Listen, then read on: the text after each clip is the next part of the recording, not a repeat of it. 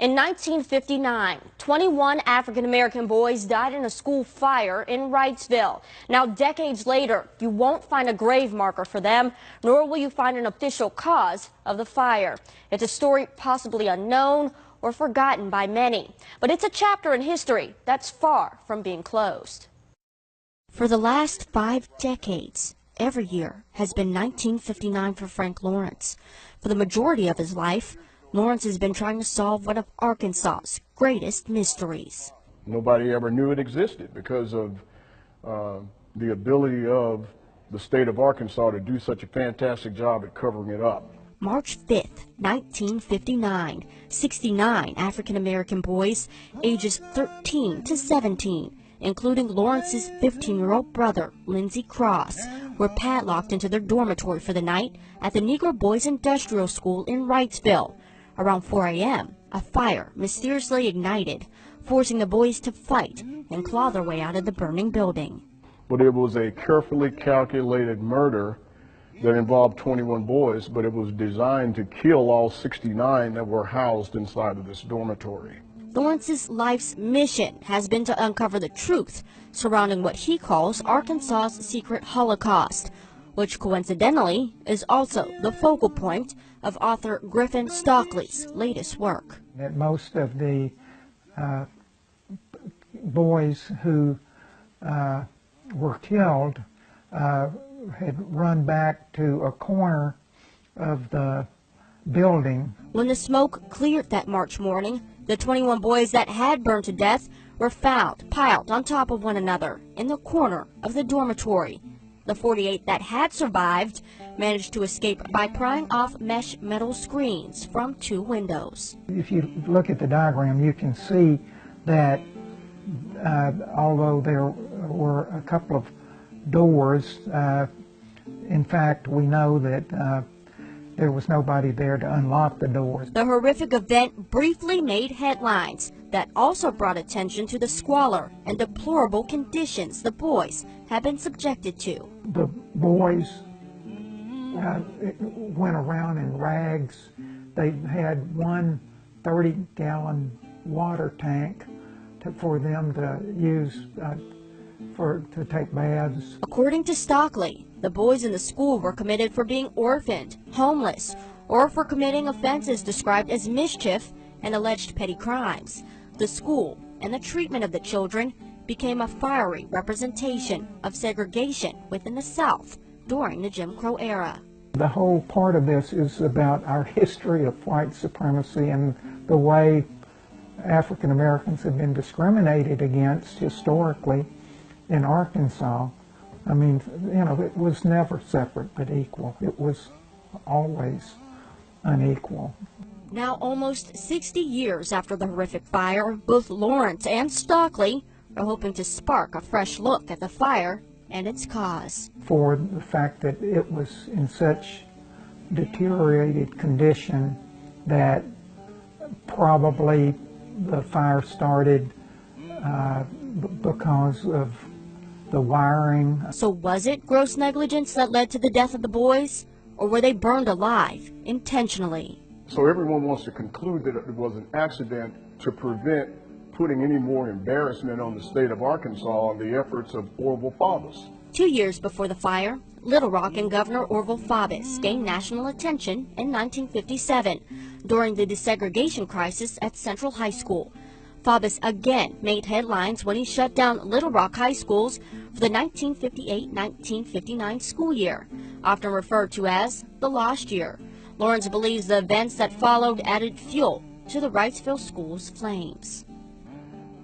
This Holocaust and this murder is a seminal event that was designed to trigger an action by the African American community to say, oh no, we're not going to try to integrate schools anymore. We'll go ahead and be separate but equal, but we're going to stop this desegregation activity. Prior to the fire, Governor Faubus had toured the Wrightsville school and saw firsthand the conditions in which the boys lived, but made no recommendations for change. However, newspaper articles reported Faubus appeared disturbed by the deaths of the 21 boys, calling the fire inexcusable.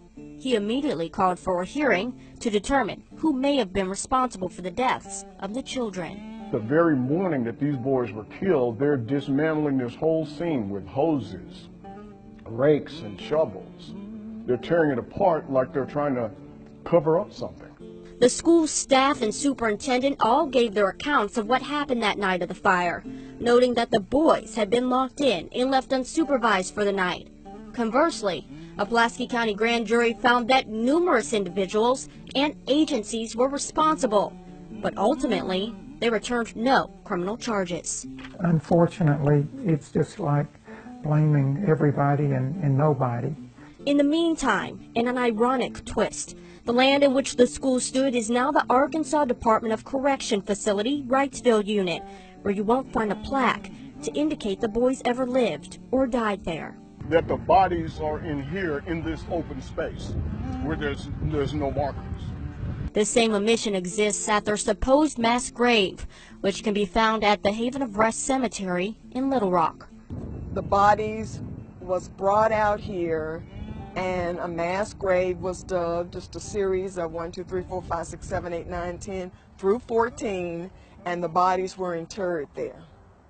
According to cemetery records, hours after the fire, what little remained of the boys who died was taken to a local funeral home. According to Stephanie Webb, several sources say the boys' body parts were brought over wrapped in newspaper. Most of the bodies were brought to Dubison Funeral Home, which of course now no longer exists.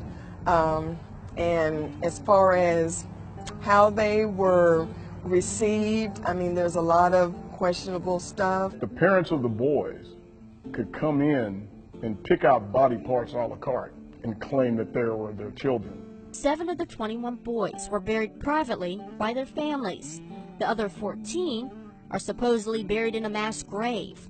Their brief funeral and burial paid for by the state of Arkansas. After the ceremony was over, the family members were ushered away from the cemetery and not allowed to view the interment into the burial plot. So they never saw coffins go into the ground. And as for a grave marker, because the records indicate Ann Marker. It had Ann Marker on the records. Bronze memorial for the 14 boys who were buried. That's what it says. so where is it? I have no idea. I have no idea. So what is the truth surrounding the death and burial of the Wrightsville boys? The truth is, we may never know.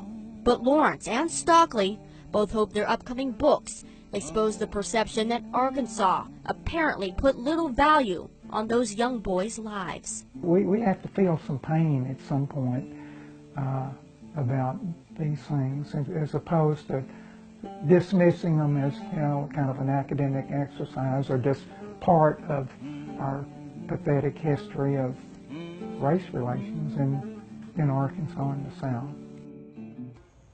The Claims Commission ruled in September of 1959 to award the estates of each of the 21 boys $2,500.